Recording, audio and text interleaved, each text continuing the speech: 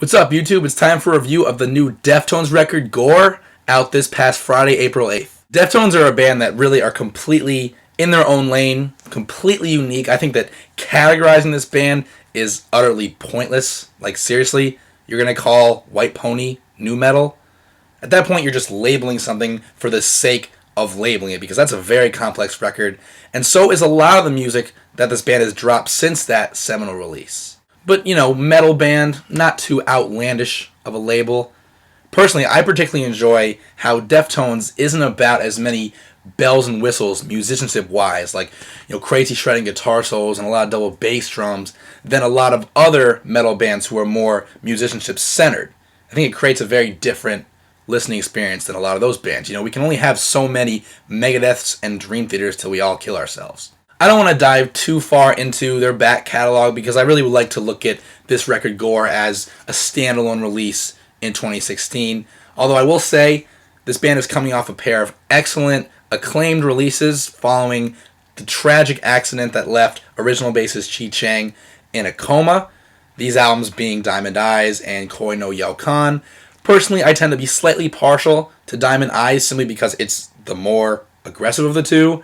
And let's face it, the title track to Diamond Eyes is one of the best songs in metal of the 21st century, plain and simple. Anyways, this record was a tough review for me to do. The last review I did on this channel was Amon Amarth, which, for pretty obvious reasons, was probably one of the easiest reviews I've ever done, because how many layers are there to an Amon Amarth record if you're familiar with their music?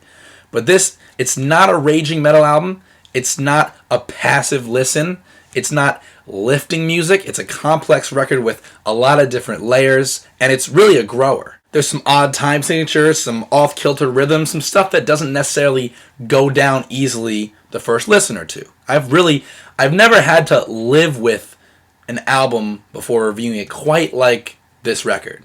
It's got a lot of moving parts, a lot to dig into, and just know that if you're a first or second time listener to this record that's kind of forming your opinion, I'm shooting this review after half a week of non-stop listening to arrive at kind of the conclusion that I'm at. So, just some perspective, let's get into it. Prayers Triangle starts us off with some ambient keyboards, a thumping bass line. This is really one of the few tracks in my book that has the true makings of a single, which, since the album's come out, they've released the video for this one.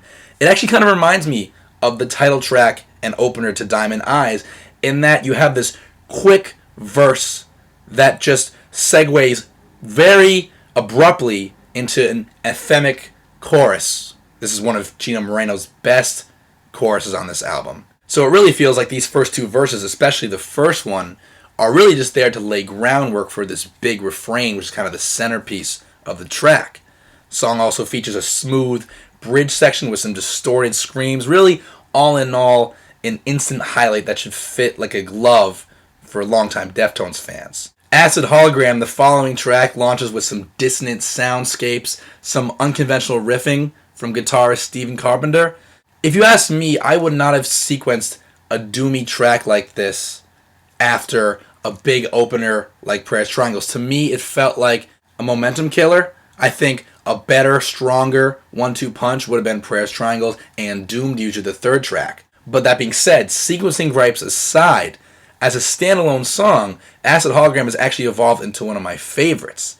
In an album full of growers, this might be the biggest one, so you have to give this track time. The only issue I can take with it is just the sequencing of it. The reason it's become one of my favorites, though, is how well it commits to and executes that drudging tempo and almost like reluctant feel.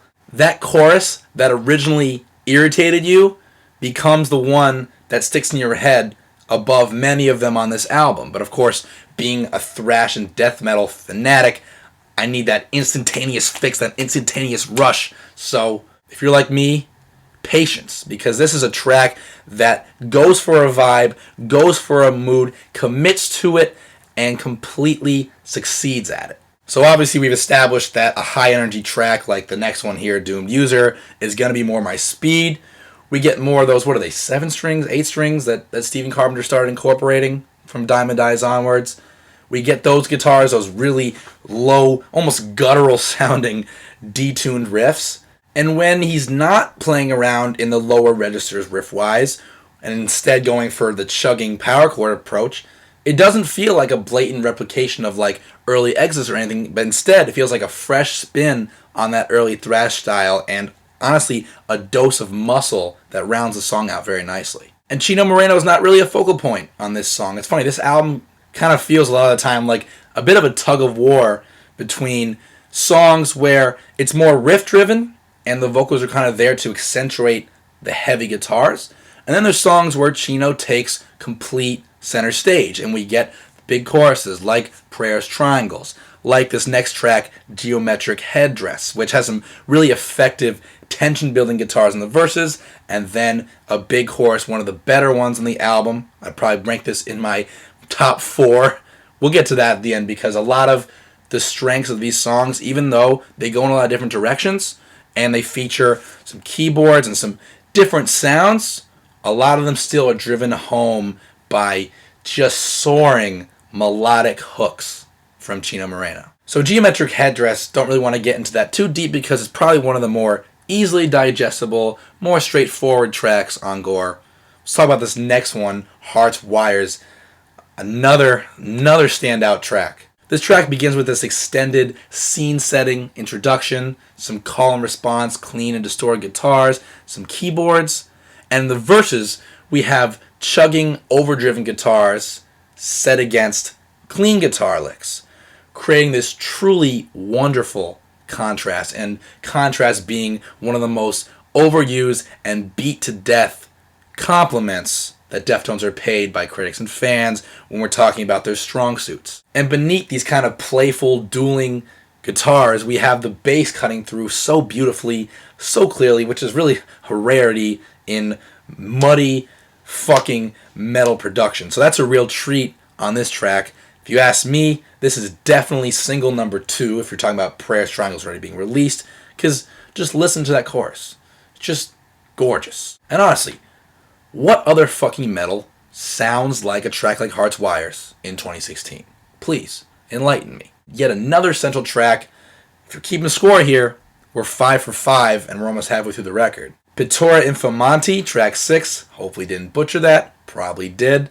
This track begins with some lovely harmonized guitar chords, but what I love about this track is the tom-heavy drum grooves from Abe Cunningham, which gives the verses kind of like an off-bass, imbalanced type of feel. The song never really settles down because of these kind of jazzy grooves, and it keeps you as listener engaged, not to mention those sludgy riffs from Stephen Carpenter, which are probably one of the album's best riffs. Now, it's difficult to think that 6 phenomenal tracks in, some of Gore's best moments are still yet to come. But then we get Xenon, we get the title track, and we get Phantom Bride. And actually, a lot has been written about how the second half of Gore is arguably stronger than its first half. Xenon has this wonderfully addictive, quirky guitar riff in the verses that takes all the focus off of Chino's singing. It really almost, his vocals almost become another instrument at that point, kind of playing off this crazy riff. And then we get another knockout chorus that brings the focus back to Chino. And that's really what brings the song home. On this track, we kind of have a microcosm of this war that's going on throughout the entire record between kind of guitar-driven and more instrumentally focused music and then big rock choruses. Gore, the title track, is probably the album's overall heaviest song. I've caught a bit of a Pantera vibe in the more aggressive moments on this track. Kind of a, I guess maybe Pantera meets Korn. We Lay in the Gore of Our Vices is my favorite lyric on this album for sure. Bad ass. I know at this point we've talked a lot of highlights, a lot of essentials, a lot of big moments. We've talked a lot of favorites, which is a word I kind of hate to use, but it's something that's appropriate. Well, Phantom Bride, my personal favorite track on Gore. It's unbelievable that a must-listen like this is this deep into such a rich track listing already. What we have here is a grade A example of creative guitar laying in the verses by Stephen Carpenter, in the same way that Hearts Wires showcased this. Also, that immediate, instantaneous transition from loud chorus to soft second verse, that's classic Deftones. When people talk all that jazz about Deftones' loud, soft dynamic, there you go. This track also has a perfectly placed guitar solo, the only one on the album, but it is effective, certainly in this context. And then we get this really heavy outro. It's almost like the song had been secretly building all along. Now, we've certainly talked a lot of choruses on Gore. A little, probably too much emphasis on the choruses for this one. But just for the record, Phantom Bride is the best chorus on this record. And if you're looking for other ones, Prayers Triangles, Geometric Headdress, Hearts Wires, and Xenon. That would be kind of, if we're gonna, since we've already beaten it to death, we might as well sum it up. Those are really the strongest, most memorable, most catchy, most anything choruses on this record. Comparisons between Deftones albums really feel futile to me, so I'm not about to spout off about where this stands compared to White Pony. I've seen enough of that fucking nonsense on the internet. A lot of the Deftones discography feels more like individual installments than a series of fluid releases that segue into each other. But here's what I will say about this record as a singular body of work. When you're done with that first listen, you're just like, I want to hear that again. I need to hear that again. I definitely did not catch everything in this fucking first round.